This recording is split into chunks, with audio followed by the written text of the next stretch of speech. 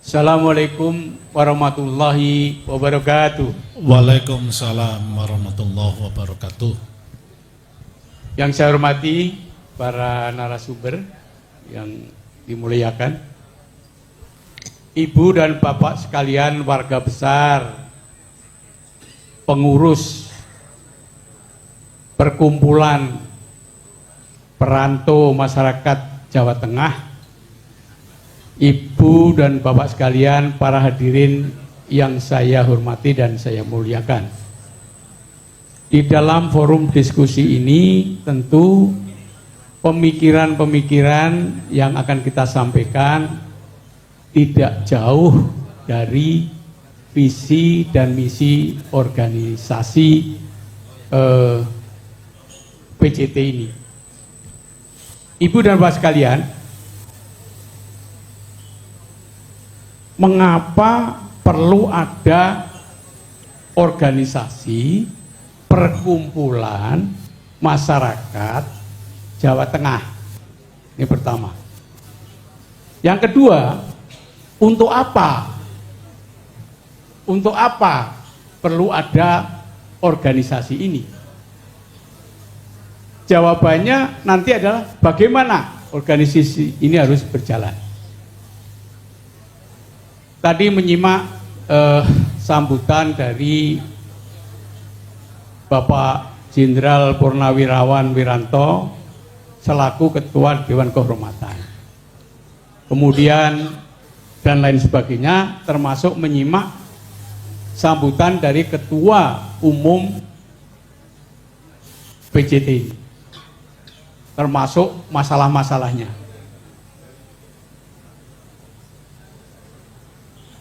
Perlunya sebuah organisasi kemasyarakatan, bukan organisasi politik. PCT ini, karena kita selaku warga Jawa Tengah yang merantau kebetulan, ini sebetulnya harusnya yang merantau di luar Jawa juga harus diwadahi atau cabang lah gitu. Karena Jawa Tengah itu apapun, mau tidak mau, suka atau tidak suka, masyarakat Jawa Tengah kados panjenengan sami itu alhamdulillah ditakdirkan lahir di Jawa Tengah. Pak Herman ini lahir di Kabupaten Purworejo, Jawa Tengah pesisir selatan, bertetangga sama Ibu Nyai Loro Kidul. Kalau sekolah itu gak pakai sepatu. Terus ketemu panjenengan sami, alhamdulillah. Tapi intinya begini, organisasi ini dibentuk pada tahun 1995 oleh para pendiri, baik yang masih sugeng, tadi Pak Buseno masih alhamdulillah sehat, tapi ada pendiri yang sudah dipundut oleh Yang Maha Kuasa. Oleh karena itu, mari sejenak saya mohon Bapak Ibu dan sekalian, sesuai dengan agamanya masing-masing, keyakinan masing-masing, kita mendoakan yang sudah dipundut oleh Allah SWT diberikan tempat di surganya karena jasa-jasanya dan diampuni dosa-dosanya. Dan yang masih sugeng sekarang duduk di Dewan Penasihat, Dewan Kehormatan, kita doakan mudah-mudahan selalu sehat, panjang umur dan barokah. Doa kita mulai. Bismillahirrahmanirrahim.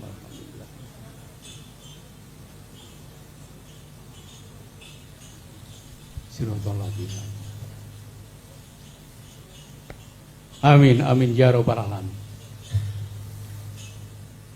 Organisasi ini didirikan adalah pertama bukan hanya sebatas wadah silaturahmi, itu penting. Tapi yang jelas bagaimana organisasi ini memberikan kontribusi positif untuk pembangunan bangsa dan negara. Namanya sih Jawa Tengah, di tengah-tengah sentral daripada Republik ini. Kan Provinsi Jawa Tengah hanya satu, Oleh karena itu, ini peranannya yang harus diharapkan. Di sini tadi Ketua Umum menyampaikan kendala-kendalanya. Nah ini harus kita respon bagaimana caranya untuk mengatasi ini. Antara lain, kita dorong pengurus ini menginventarisir tokoh-tokoh kita dari Jawa Tengah, termasuk tadi dari 8 presiden, hanya 2 yang di luar Jawa Tengah. Ini kenyataan, ini takdir. Oleh karena itu, beliau-beliaunya itu harus kita manfaatkan yang positif, yang produktif. Yang kedua, pengusaha-pengusaha Jawa Tengah ini, Masya Allah, yang sukses. Salah satu pendiri dari PJT ini adalah almarhum Bapak Gito Sarjono. Kemudian adik iparnya Bapak Soeharto, almarhum. Itu tokoh-tokoh pengusaha yang sukses. Tapi sekarang yang masih ada, tolong diinventarisir, kita dorong supaya tetap eksis. Karena ibu dan bapak sekalian, ini ada rumus. Jadi pengusaha itu bukan karir pemerintahan ya. Jadi pengusaha itu kuncinya ada 3. Yang pertama harus membangun jaringan, networking, atau political link. Itu rumus yang pertama. Rumus yang kedua adalah harus mempunyai political power.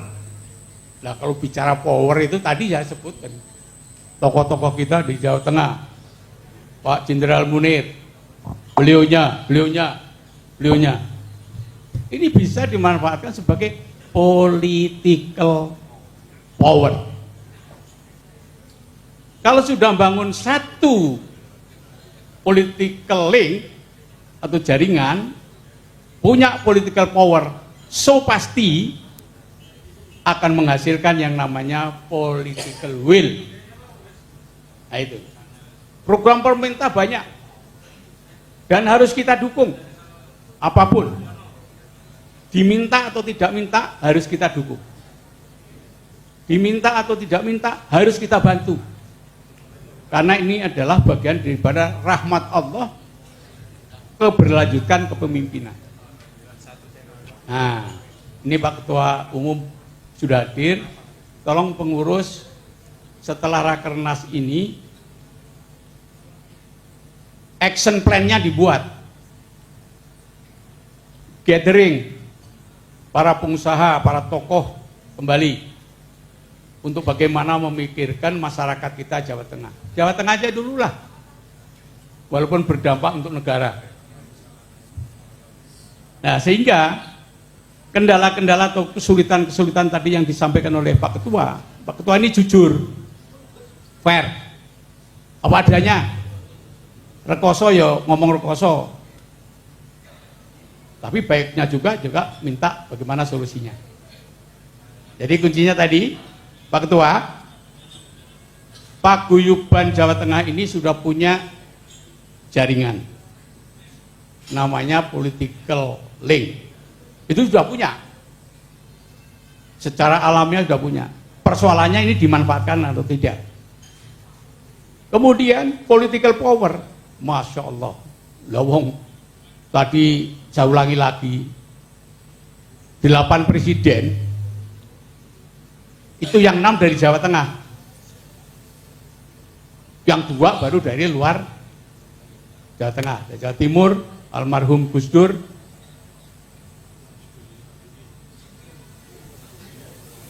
Pak JW ya, Pak JW itu Jawa Timur. Maaf saya dulu waktu sekolah ilmu atlasnya kurang baik. Ya, Pak Bibi kan luar Jawa. Terus kemudian Ya Pak Bia.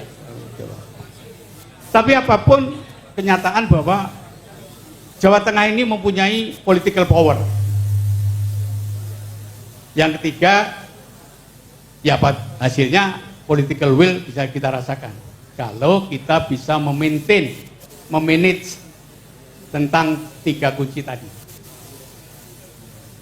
Jadi Pak Ketua, saya tidak banyak yang perlu saya sampaikan. Menjawab tema Rakernas ini, 1, organisasi perlu diremajakan. Itu hukum sunatullah. Seorang pemimpin yang berhasil dan sukses dan baik itu adalah pemimpin yang mau dan mampu mencetak pemimpin berikutnya. Itu yang namanya adalah peremajaan atau regenerasi. Untuk apa itu? Ya untuk kemajuan organisasi. Terakhir, organisasi ini kalau saya ibaratkan sebuah gerobak manajemen, perkumpulannya ini adalah gerobaknya manajemen. Nah organisasi ini rodanya. Nah rodanya ini kalau enggak diberi oli atau bensin, enggak punya itu, mana bisa melakukan. Pemimpin organisasi malaikat sekalipun enggak mungkin. Lah oleh karena itu, mari kita sama-sama pikirkan bagaimana supaya yayasan ini punya uang. Saya ngomong begini itu ada success story. 1, itu para seniman yang waktu krisis ekonomi 97-98 itu non job semua. Akhirnya saya bangun namanya Yayasan Samiaji. Produknya adalah ketoprak umur. Political powernya difasilitasi oleh almarhumah Ibu Tin Soeharto. Itu populer. Dikontrak 12 tahun, setiap tahunnya adalah 6,5 miliar waktu itu. Makanya sekarang sukses semua.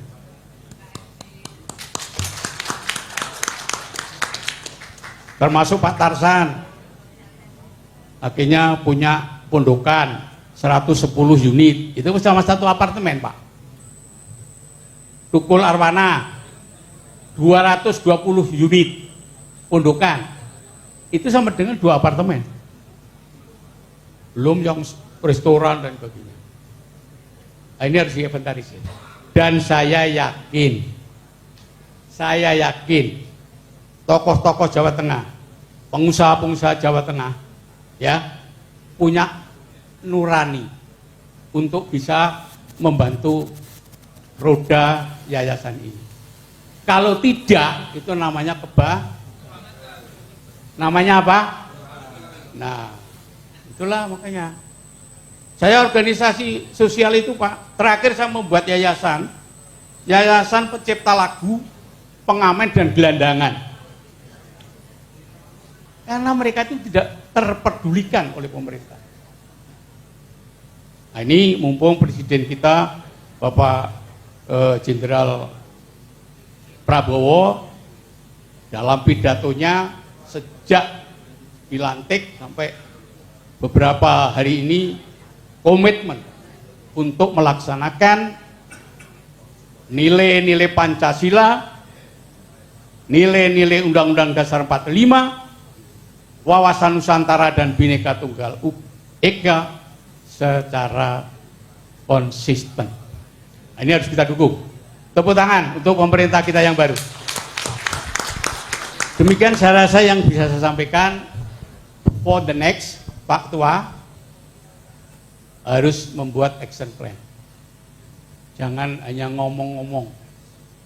Kalau ngomong-ngomong, datangkan narasumber seperti saya ini dan bapak-bapak, mohon maaf, itu yang ngomong-ngomong.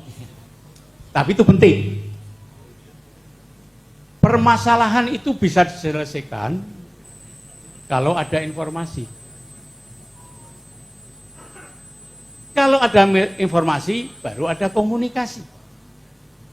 Kalau ada komunikasi, ada dialog. Yang namanya membuat action plan. Baru masalah itu bisa diselesaikan. Saya rasa itu kurang lebihnya mohon maaf. Salam sejahtera dan salam kita semua. Masya Allah, bahagia masyarakat Jawa Tengah yang ada di perantauan dan menjadi teladan untuk perantau-perantau yang lainnya. Sekian, terima kasih. Wallahu muwaffiq ila bithoriq. Assalamualaikum warahmatullahi wabarakatuh. Waalaikumsalam warahmatullahi wabarakatuh. Mungkin ada yang pengen bertanya atau yang mohon maaf, tidak usah sesi tanya jawab. Oh, belum. Mas Oka. Oh, tapi langsung. nuwun sewu Bapak narasumber dan Mas Oka. Sebentar, saya ada yang terlewat tadi, belum menyapa ibu kita, Ibu Bu Nuni, perwakilan dari KSBN, Komite Seni Budaya Nasional, wakil dari Bapak Jenderal Hendarji. Nuwun sewu nggih Ibu, tadi terlewat, selamat datang tadi. Monggo Mas Oka dilanjut kepada narasumber berikutnya. Ini Bu Nani ini sama saya udah lama. Beliau ngurusi ludruk, saya ngurusi ketoprak, wayang orang, dan lain sebagainya. Oh, ya, budaya ya Bapak. Budaya. Senian ya. Matur suwun Dr. Insinyur Hariman Suparno MBA MSI sebagai Dewan Pembina. Selanjutnya Dik Kusnandi BCIP Esos MM dari BNN untuk memaparkan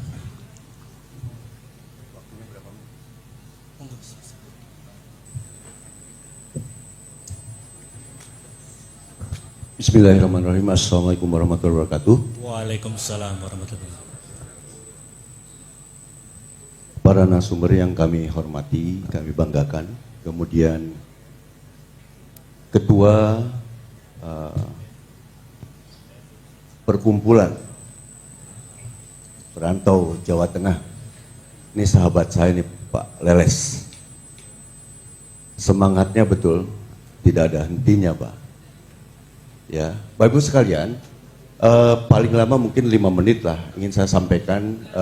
Saya backgroundnya dari Kementerian Hukum dan HAM, spesialis saya penanganan tahanan dan narapidana. 2003 saya bergabung dengan Badan Narkotika Nasional. 20 tahun Pak, saya di BNN. Jadi momen ini ingin saya sampaikan bahwa permasalahan narkoba saat ini Pak, ketika Pak Jokowi menyatakan darurat narkoba, saya prihatin. Tidak terlihat kedaruratannya. Ketika dinyatakan darurat COVID, uang diada-adakan. Regulasi dibuat sampai SOP dikawal.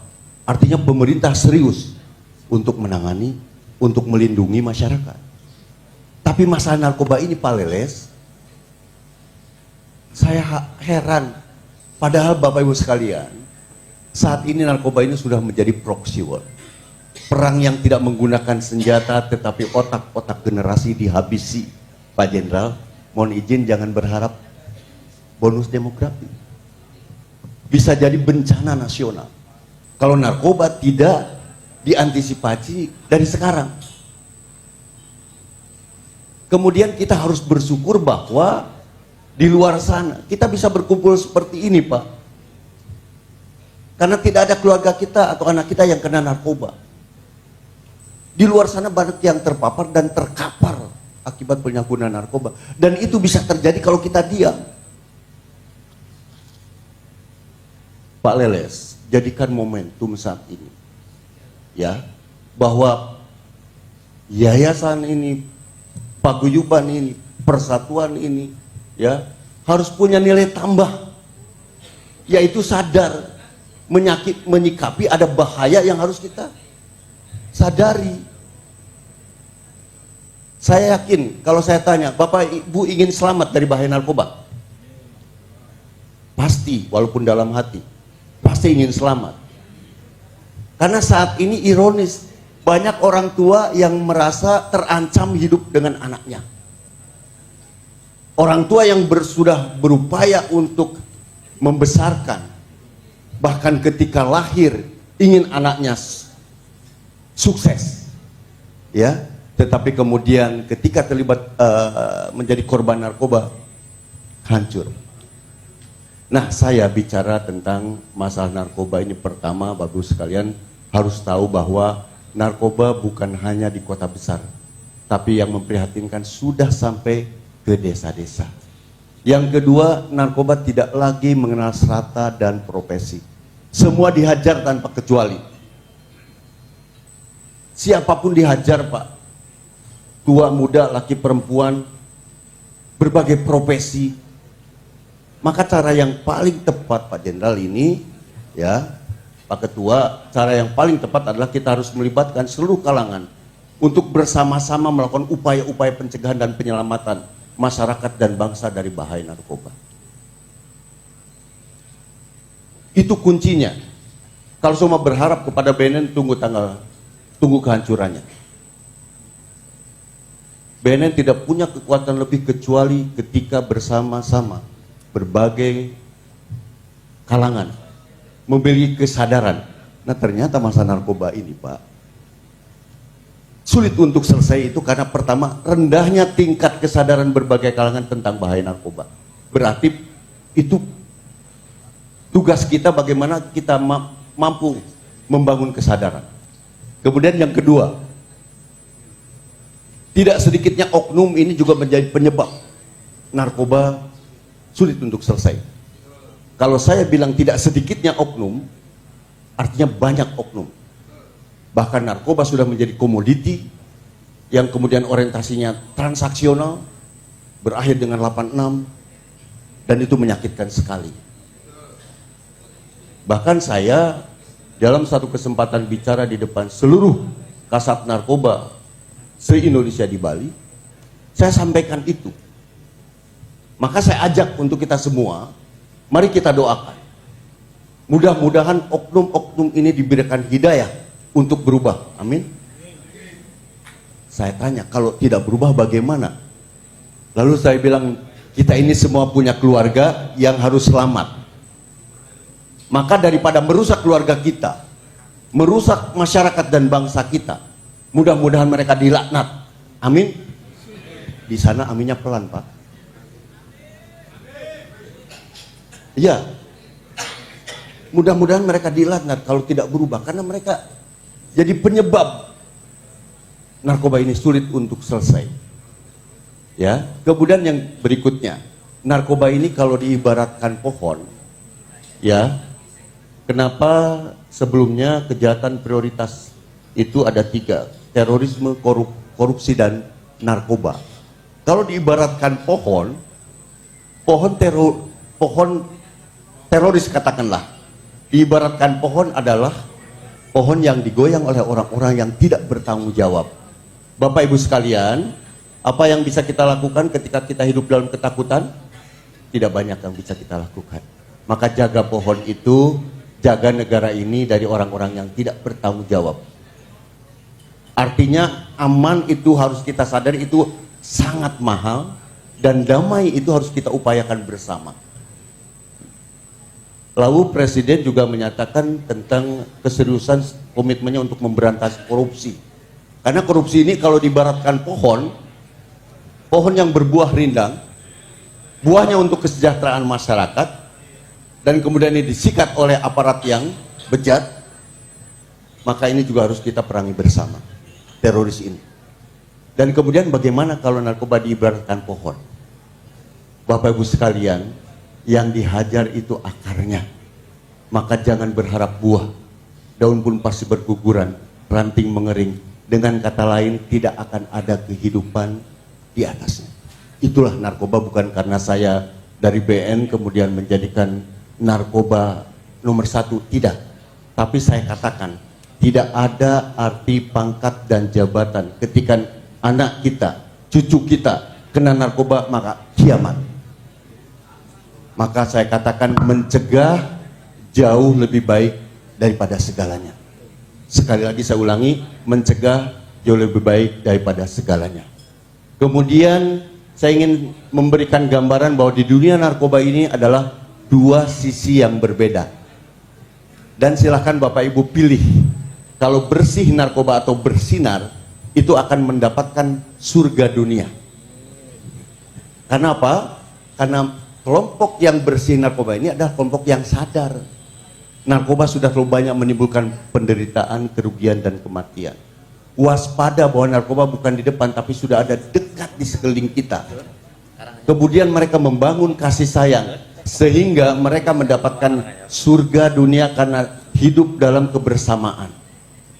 Tapi yang kena narkoba ini akan mendapatkan neraka dunia. Siapa yang akan mendapatkan neraka dunia itu? Mereka yang cuek, masa bodoh, tidak mau tahu, tidak membangun kasih sayang. Mereka yang akan mendapatkan neraka dunianya. Kenapa? Karena tiada hari tanpa air mata. Saya ingat anggota DPR Komisi 3 saat itu minta BNN untuk anggarannya dilipat gandakan, minta BNN untuk menjadi super body. Selesai acara saya datengin, apa yang membuat Bapak begitu semangat untuk membesarkan BNN? Dia bilang, Pak Didik, keluarga jauh saya kena narkoba, saya pun ikut capek. Bayangkan kalau keluarga sendiri seperti apa. Maka dalam kesempatan ini, sebelum saya berharap untuk Pak Ketua mengambil bagian untuk bagaimana persatuannya perkumpulan ini peduli untuk mencegah dan menyelamatkan masyarakat dan bangsa dari narkoba, ini nilai tambahnya. Caranya bagaimana? Nah, di Rakornas ini Pak, saya berharap ini momentum untuk memasukkan bahwa kita peduli untuk mencegah, turut serta ya, peduli dalam mencegah dan menyelamatkan masyarakat dan bangsa dari bahaya narkoba, khususnya untuk masyarakat Jawa Tengah. Lah tentu sebelum eksternal maju keluar membawa misi itu, di internal keluarga besar ini harus selamat. Mungkin kali ini terbatas Pak waktunya, tapi berikutnya saya berharap ada pembekalan tentang, ada sosialisasi tentang bagaimana permasalahan narkoba itu, bagaimana kita mampu mengantisipasi dan memberikan, mengerti tentang solusi. Kalau sudah kena harus bagaimana, ya. Di luar sana banyak yang tidak tahu kebijakan atau ketentuan bahwa bagi siapapun yang sudah terlanjur ketergantungan dengan narkoba, apabila datang dengan kesadaran ke BNN, tidak akan diproses hukum Pak, tidak akan dipenjarakan, mereka akan diobati dan gratis melalui rehabilitasi. Dalam hal ini, ya, Pak Leles dan kawan-kawan sudah bisa menjadi mediator, khususnya bagi warga Jawa Tengah maupun untuk masyarakat pada umumnya. Untuk apa? Menjadi mediator. Kalau masih takut, ya, hubungi kami. Kami akan memediasi, membantu untuk menyelamatkan. Nah, kemudian Bapak Ibu sekalian, saya mau menyampaikan hal yang paling mendasar.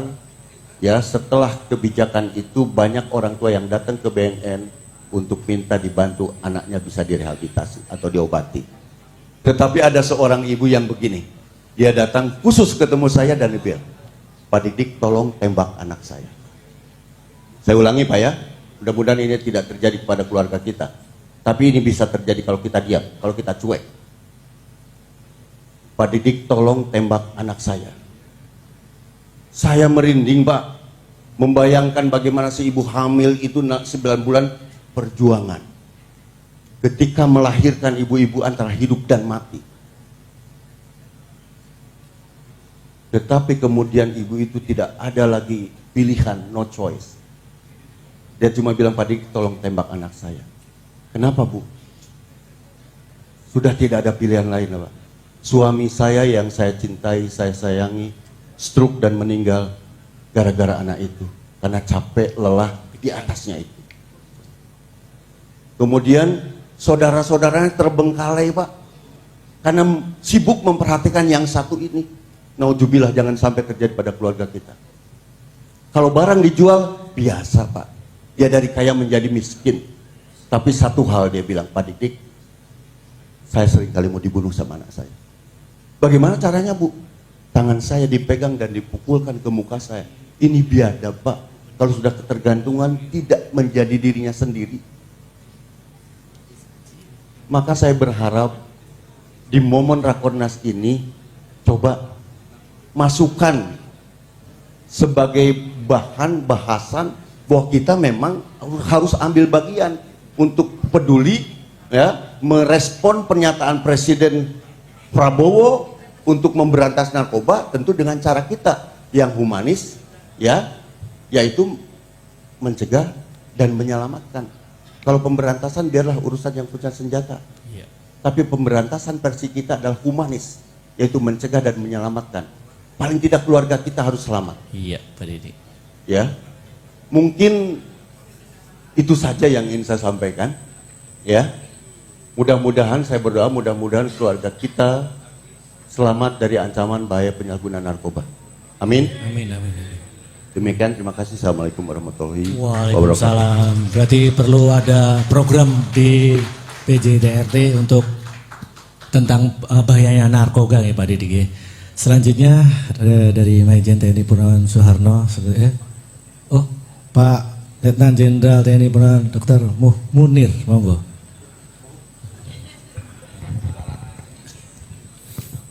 Bismillahirrahmanirrahim. Assalamualaikum warahmatullahi wabarakatuh. Alhamdulillah, yang terhormat para narasumber, khususnya Bapak Menteri Pak Herman, Pak Ketua Umum PCT dengan segala segenap jajarannya, Bapak Ibu sekalian yang hadir di ruangan ini. Saya terima kasih diundang Pak Ketua Umum untuk menghadiri ini. Memang ada dua posisi saya Pak, ditambah satu nanti yang saya sampaikan. Posisi saya diminta sebagai narasumber, yang kedua saya sebetulnya Ketua Paguyuban Kekerabatan Kendal, itu sudah 12 tahun,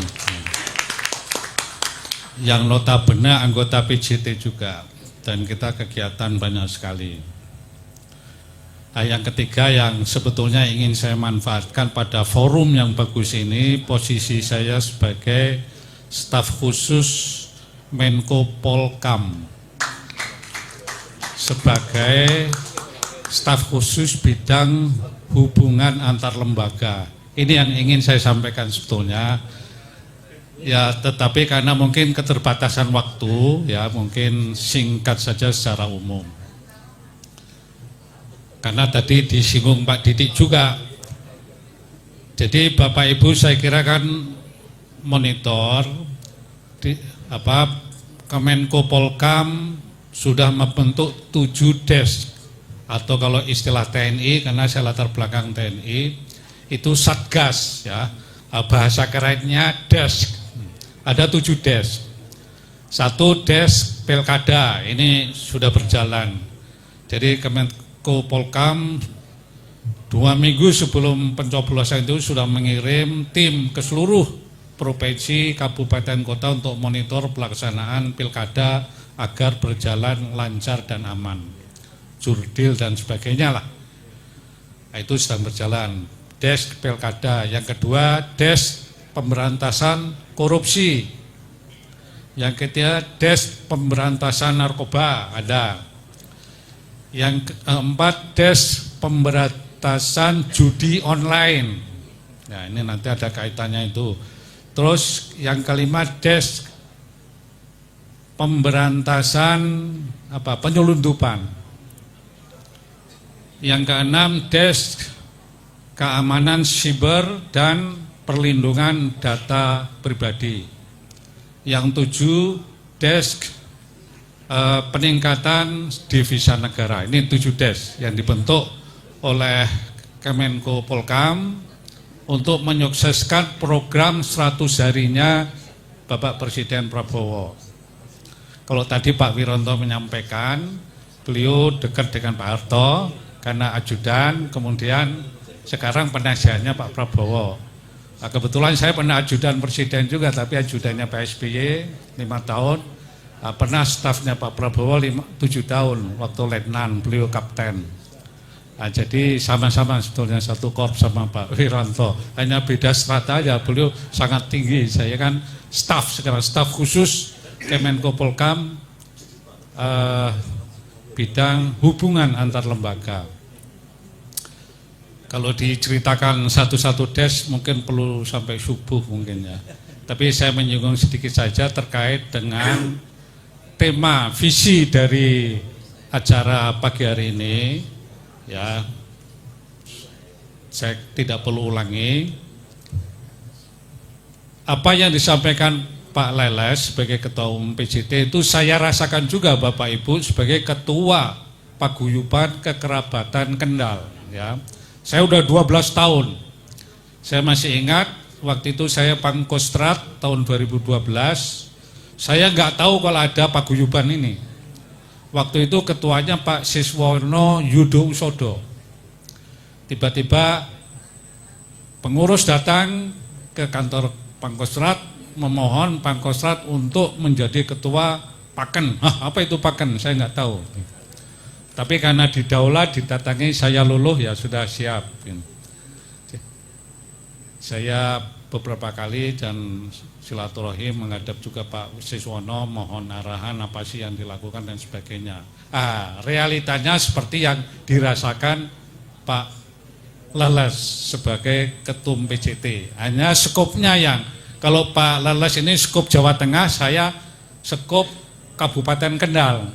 Sama kesulitannya kalau dinilai gitu sama, tetapi kreasi untuk mengatasi kesulitan itu ya masing-masing leader ya, kita juga mengatasi. Tetapi kalau kita bandingkan begitu Bapak Ibu, ini karena saya kira ini Pak Leles kan termin kedua jadi Ketum PJT, saya mungkin ketiga ini ya, karena saya sudah tawarkan kepada adik-adik untuk ganti, belum ada yang mau ganti sampai sekarang ini ya. Tapi nggak apa-apa, ini pengabdian dan apa ya, ini silaturahim. Yang pertama itu saya gunakan forum sebagai ketum itu forum silaturahim kepada masyarakat, entah itu acara khusus, acara hari raya, mudik dan sebagainya. Berapa kali kita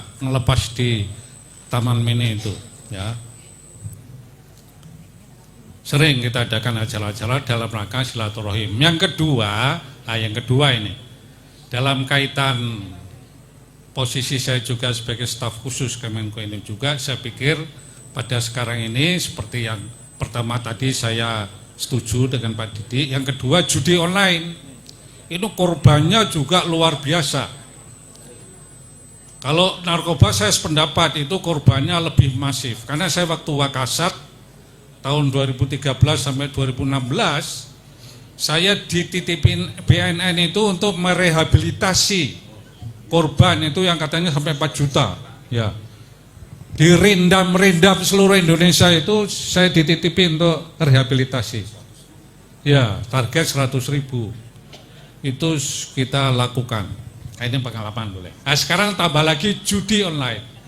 Belum selesai pinjaman online, judi online. Nah, ini saya mewanti-wanti juga kepada pengurus nantinya, itu apa ya, upaya memberantas judi online, pinjol. Masyarakat Jawa Tengah yang merantau harus paham bahwa ikut judi online itu tidak akan menang. Tidak akan menang. Ya. Karena itu adalah penipuan sesungguhnya dengan menggunakan online, dengan IT ya, diatur oleh bandarnya dengan sistem. Kita udah cek ya, kita punya sistemnya untuk ngecek bahwa judi online itu pemain tidak akan menang. Saya pernah punya prajurit yang jadi korban ya, Bintara, Tamtama, bahkan Perwira ya.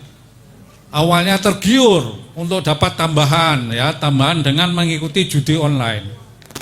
Tidak akan menang, justru gajinya habis. Kasihan istrinya, keluarganya. Ini realita Bapak Ibu sekalian. Jadi kita ada data di kantor ya, itu uang kita yang tersedot ya, uang masyarakat kita yang tersedot oleh bandar ini ratusan triliun. Ya, ratusan triliun. Prediksinya ya tahun 2025 itu dengan tren grafik yang ada itu bisa sampai 945 triliun uang ini kalau enggak kita lakukan langkah-langkah untuk mencegah pemberantasan judi online ini. Ini Bapak Ibu sekalian ya. Jadi ini menurut saya dari visi kegiatan hari ini perlunya nanti disosialisasikan begitu kepada masyarakat Jawa Tengah khususnya untuk tidak terjebak judi online. Karena banyak judi online, pinjaman online ini juga itu satu rantai itu, lingkaran setan gitu ya. Jadi ini terkait dengan status saya sebagai staf khusus menitipkan hal ini. Kemudian yang ketiga saya menambahkan dari yang disampaikan Pak Herman tadi, Bapak. Saya setuju Pak. Jadi agar pengurus itu ya membangun link politik, political link sudah terbentuk secara alami Jawa Tengah ya. Yang kedua political power. Bagaimana memanfaatkan link ini menjadi satu kekuatan potensi untuk bisa berkembang. Nah, ini saya hanya menambahkan Bapak dengan kondisi yang sebetulnya potensi SDM yang besar ini, mungkin action plan-nya akan Pak Herman tadi menugaskan membentuk action plan. Apa itu? Nah, mungkin di bawah badan pengurus ini dibentuk sub-sub atau bidang-bidang ya, bidang-bidang bidang ekonomi kah, bidang usaha. Memang ini non profit ya, tetapi tidak ada salahnya ada nanti bidang-bidang yang ahli, kan orangnya banyak ya. Saya aja di Paken itu ada, itu ternyata kita punya yang sedang kuliah di IPB Bogor, di UI juga ada, di ITB juga ada. Nah, itu kita rekrut anak-anak muda itu ya untuk bisa ini. Tetapi memang stratanya banyak Pak. Ya inilah pusingnya ketum Pak. Itu pusingnya ketum. Apa yang dirasakan Pak Leles sama saya rasakan. Tapi itu amal ya. Insya Allah menjadi amal kalau niat kita ikhlas kan gitu. Jadi kita bentuk sub-sub bidang untuk mewadahi kreativitas concern masing-masing anak-anak Gen Z ini ya yang banyak. Itu jadi misal ya apalah gitu, sehingga termasuk bidang IT yang sekarang ini sedang menonjol, sehingga anak-anak ini dibekali pengetahuan dan keterampilan, dan terpenting lagi berorganisasi. Insya Allah kalau tadi dicontohkan Pak Herman kan membentuk kelompok-kelompok seni dan sebagainya. Banyak sebetulnya bisa dikreasikan begitu sehingga pengurus PJT semakin berkembang. Sekarang sudah bagus sekali ya. Saya selalu monitor juga karena setiap acara saya juga paling enggak monitor, dan saya semaksimal mungkin hadir pada acara tersebut. Itu saya kira dari saya. Terima kasih. Nanti kalau panjang lebar habis waktunya. Terima kasih. Wassalamualaikum warahmatullahi wabarakatuh. Waalaikumsalam warahmatullahi wabarakatuh, Bapak Letnan Jenderal TNI Purnawirawan Dr. Muhammad Murnir. Selanjutnya mempersilahkan Bapak Majen TNI Purnawirawan Soeharno selaku Dewan Penasihat Ketua PWKS Karanganyar. Bismillahirrahmanirrahim. Assalamualaikum warahmatullahi wabarakatuh. Semoga keselamatan, rahmat, dan berkah Allah Subhanahu wa Ta'ala untuk kita semuanya. Salam sejahtera untuk kita semuanya. Terima kasih Pak Leles kemarin telepon saya untuk nyampaikan dong. Apa yang mau saya sampaikan Pak Leles? Pak Ketum. Jadi yang terhormat Ketum dan seluruh jajarannya. Karena saya juga jadi anggotanya Pak Leles, karena saya ketua paguyuban warga Karanganyar Surakarta. Jadi kami juga siap diperintah-perintah Pak Leles. Nah, alhamdulillah yang terhormat Bapak Menteri Herman Suparno, kami satu alumnus. Kalau kuliah kami jejer mesti. Pak Herman ini dari DPR RI capek sekali. Saya gelidik di tentara pagi sore, paginya tentara, sorenya saya ikut bisnis. Jadi, nah jadi kita sama-sama ngantuk di belakang ya Pak.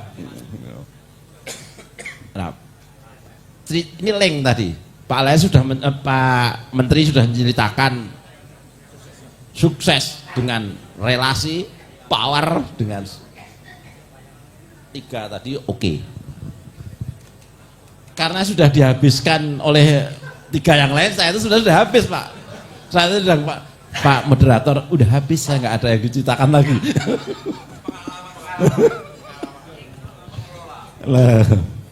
Pengalaman. Kami tanya link tadi atau ilmu. Pak Herman, caranya jadi anggota DPR RI itu gimana sih? Beliau ajari. Saya praktekkan. Kira-kira begini, buat perusahaan Pak Arno, terus 10%, kalau 2,5% itu terlalu pelit lah ya, 10%. Beliau hanya 10%. Kumpulkan duit itu di perusahaan-perusahaan ini. Saya kumpulkan betul. Terus uang ini saya buatkan usaha-usaha kecil di kelurahan dan di kabupaten, di kecamatan, rata. Kira-kira.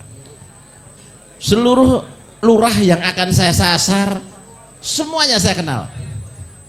Saya ajak mancing barang. Terus, nah, tapi saya kan masih kepengen, saya masih kolonel, pengen jadi tentara terus, pengen ngerasain jadi jenderal kan. Yang saya pakai praktikum, istri saya. Istri saya bilang, pasti papa ini mau praktikum.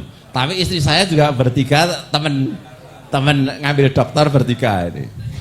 Ma, aku sekulaan ilmu dari Pak Herman. Sekarang kita praktekkan. Bahkan saya susun gini, Mama DPR RI, ponakan saya yang Solo, saya di DPR Provinsi, saudara-saudara itu DPR Kabupaten. Semuanya jadi. Terima kasih Pak Herman. Nah, saya tanya, Pak, aku ngerti kalau DPR RI, DPR Provinsi, DPR Kabupaten, itu saya ambil, maaf istri saya dulu, suara terbesar seluruh partai se-Jawa Barat. Gurunya beliau. Tapi ketika COVID ternyata Allah mengambilnya, jadi ya beda lagi. Allahumma gfir laha warakamaha wa afiyah wa fuanha. Saya tanya, gimana caranya jadi menteri? Sampai sekarang belum dijawab. Tadi saya jawab lagi, kenapa nggak ditularkan ke saya? Caranya gimana? Mungkin harus nepi di Laut Selatan 40 hari 40 malam mungkin. Ini belum dijawab sampai sekarang Pak Leles. Mungkin yang lain bisa tanya. Jadi caranya DPR RI saya praktekkan dan A1. Nah. Pak Munir ini sebenarnya kami 83 sama-sama 83. Tapi beliau wakasat jadi melesat ini.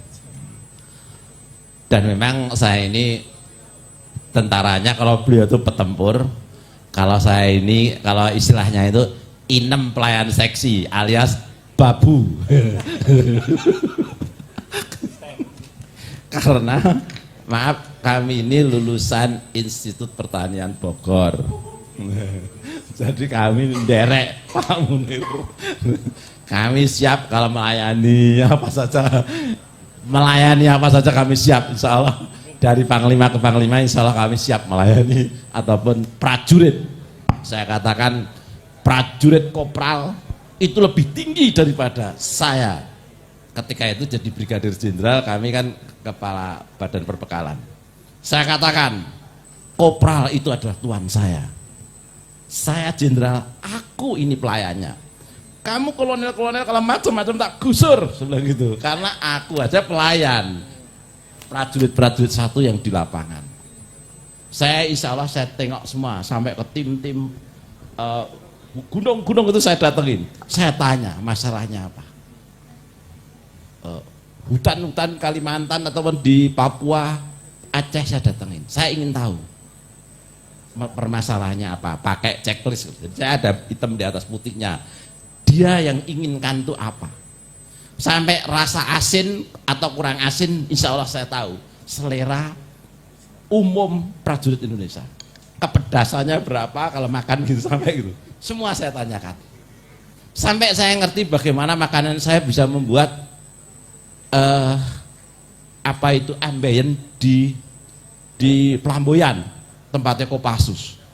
Kemudian saya rubah. Oh, ini karena kurang serat. Jadi tahun 1985an saya sudah ngerti kalau sekarang itu dietary fiber. Jadi makanannya itu saya kasih awalnya saya cabut seratnya biar ringan. Tapi ternyata berakibat kurang baik terhadap buang air besar. Saya tambahin lagi dietary fiber namanya. Oh, sekarang baru ibu-ibu sekarang biar pipinya halus harus dietary fiber gitu. Nah, ini cerita bahwa kami dengan Pak Munir lah. Bapak BNN tadi, kalau katakan kita tuh naik, Mas, ngegas terus, tahu-tahu ada pasir, itu naik mobil baru, naik tangkuban perahu itu bisa gelondar tuh kalau oli. Lah beliau antaranya tadi narkoba, judi dan sebagainya. Sehingga Pak moderator, 3 ini sudah diambil semua, jadi saya cerita apa? Lah cerita tentang sama-sama, jadi saya Pak Munir, Pak Leles sama-sama ngomandoin. Kalau Bapak ngomandoin besar, kami ngomandoin kecil-kecilan. Terus terang ngomandoin Karanganyar ini sebenarnya sudah selesai dengan Pak Sekjen saya, Mas Handoko. Coba berdiri.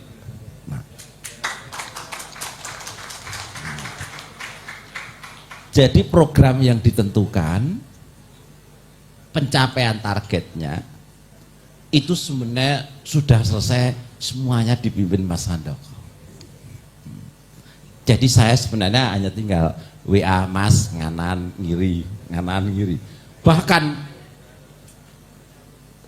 saya pernah hilang 1 tahun ya Pak ya lebih. Dan itu program jalan terus. Karena ini jalannya begini Mas. Itu betul menggunakan. Karena guru saya Pak Herman Suwarno ini linknya kudu dimainkan, powernya dimainkan. Jadi kalau nyetel ampli gitu, beliau yang nyetel, saya yang bisa, Mas gede sedikit ininya, ini kurangin, gitu. Alhamdulillah. Ini yang kecil-kecilan ya Pak. Jadi artinya monggo kita ini punya pengurus besar, 234 besar sekali. Mari kita bantu suksesnya. Kalau tadi saya katakan, saya pernah tidak masuk WA Group pun saya keluar Pak. Saya ingin tahu organisasi saya jalan enggak tanpa ketum, keluar. Bahkan dari ulang tahun saya tidak hadir ya Pak, pernah sekali saya. Saya ingin tahu remote ini berhasil enggak, remote ini. Nah, ternyata alhamdulillah semuanya saya tanya. Begitu periode kedua, saya pernah hilang. Udah nggak usah dipilih lagi. Oh, ternyata malah dipilih lagi. Enggak. Nah, jadi ternyata remote ini mau ini saya saja belajar nge-remote. Jadi exercise. Tapi kan saya insya Allah saya kendalikan. Ini targetnya. Sebenarnya ketika kami jabarkan dulu targetnya apa, ini, dan semua sudah terselesaikan. Nah, kalau Jawa Tengah karena targetnya juga lebih besar, mohon izin. Nah, ini mari kita bersama-sama bantu Bapak Leles, ketum kita, apalagi ceramahnya Pak Herman ini sudah saya praktekkan. Kalimat-kalimat beliau tadi 3 itu dijalankan sudah melenting. Nah, mungkin ada utusan ketum. Sekarang kan presiden pun ada apa utusan pribadi apa itu. Itu untuk Pak Herman, saya titip ajudan di tempatnya Bapak, ben tiap hari belajar. Iya Pak Dirjen. Jadi orang-orang penting ini sebenarnya kita bayangin satu-satu. Terus kitanya tidur di rumah. Nah, ternyata jalan semuanya. Saya misalnya kami remote. Saya ingin ceramah di seluruh anak-anak SMA, SLTA sekarang anyar. Kami remote. Bapak Brigadir Jenderal Puridi Rahyono. Saya angkat-angkat dulu, lem-lem dulu. Jadi orang Jawa itu ternyata kalau di pangku itu mati, Pak. Jangan digepuk. Kalau digepuk malah bales nanti. Di pangku mati dan dia jalan sendiri pakai duitnya sendiri, ceramah-ceramah sendiri gitu. Nah, maka mohon izin saya kelompokkan. Ini kelompok tentara. Ini kelompok polisi, ini kelompok profesionalis. Saya sebut ini profesor-profesor di sini letaknya. Ini pengusaha di sini, ini jenderal-jenderal. Demikian kira-kira kalau saya ceritakan lebih lanjut nanti terlalu lama. Billahi taufik wal hidayah. Wassalamualaikum warahmatullahi wabarakatuh. Waalaikumsalam. Oh, sudah monggo. Nggih, ada titip pesan nggih. Menggarisbawahi apa yang disampaikan beliau sampai tadi lah, pengalaman-pengalaman yang berhasil. Saya hanya ini gini. Ini kan generasi berikutnya ini. Saya lihat anak-anak muda semua ini. Siapa yang ingin menjadi pemimpin, entah bupati, entah gubernur, entah siapa saja, siapa? Angkat tangan, yang muda-muda. Nah, oke. Ini ada kunci. Jadi pemimpin itu 3 juga kuncinya. Tadi kan jadi pengusaha, yang political link, political power, dan political will hasilnya. Itu pengusaha. Sekarang jadi pemimpin. Dan ini sudah saya praktekkan dan sukses. Satu, supaya saudara bisa jadi pemimpin, satu, bergaul, bersilaturahmi di daerahnya. Oke? Jangan menghilang. Yang kedua, kontribusi apapun, apakah itu nasihat, apakah itu seperti beliaunya tadi, kontribusi. Kalau saudara sudah silaturahmi, kontribusi, pasti dicintai.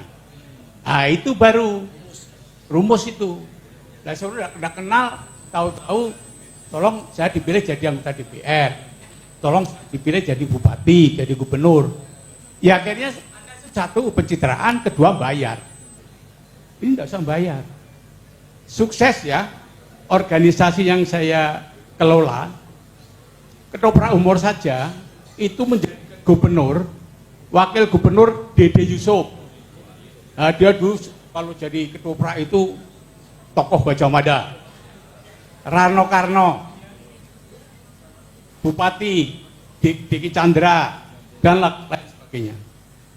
Termasuk Gubernur Jawa Tengah Pak Bibit Waluyo, ya, itu datang ke rumah, saya suruh pendekatan komunitas, caranya gitu.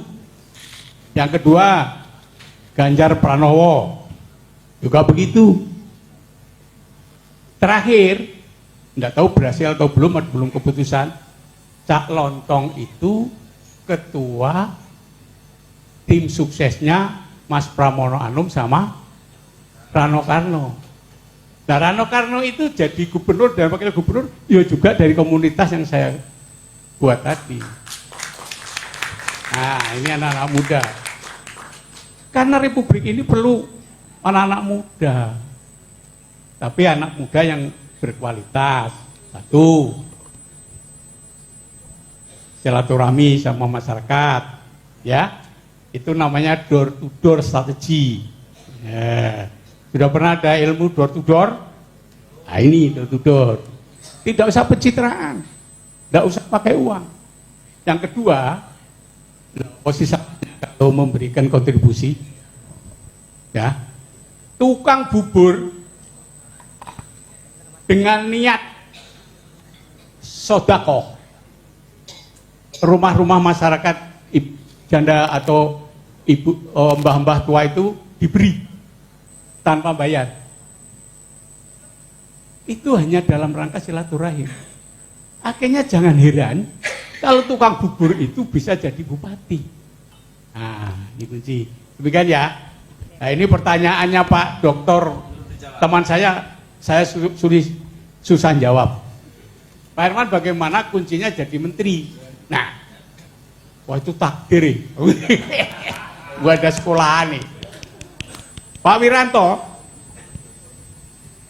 doktornya, alhamdulillah saya yang uji. Beliau kesulitan membuat disertasi. Saya bilang sudah, pengalaman jadi Panglima TNI itu tulis. Pasti pengujinya bukan apa-apa, hanya mau tahu saja. Itu satu. Tapi setelah Pak Herman, saya itu kan mau jago presiden, wakil presiden. Saya perlu punya doktor. Oke, bagus. Nggak jadi-jadi. Waktu lebaran ketemu saya, kok sudah dokter nggak jadi-jadi ya Pak Herman? Saya tim suksesnya beliau waktu jadi calon presiden Pak. Saya tim suksesnya. Tapi tim suksesnya tidak sukses. Nah, saya jawabnya gini, Pak Wiranto, mohon maaf, coba tangan kiri, Oke? Di sini tertulis yang namanya suratan takdir. Nah, yang tahu bisa membaca ini hanya Gusti Allah yang menciptakan. Jadi, kalau sampean nggak jadi-jadi, yang ngebaca itu adalah ibadah. Memang takdirnya nggak jadi presiden, tapi dekat presiden. Nah, itu yang takdirnya begitu. Gitu ya. Jadi pemimpin kuncinya apa? Ini anak muda. Gaul, silaturahmi. Silaturahmi. Dua, Kontribusi. Ketiga, dari itu pasti dikenal dan dikenal dan disayang.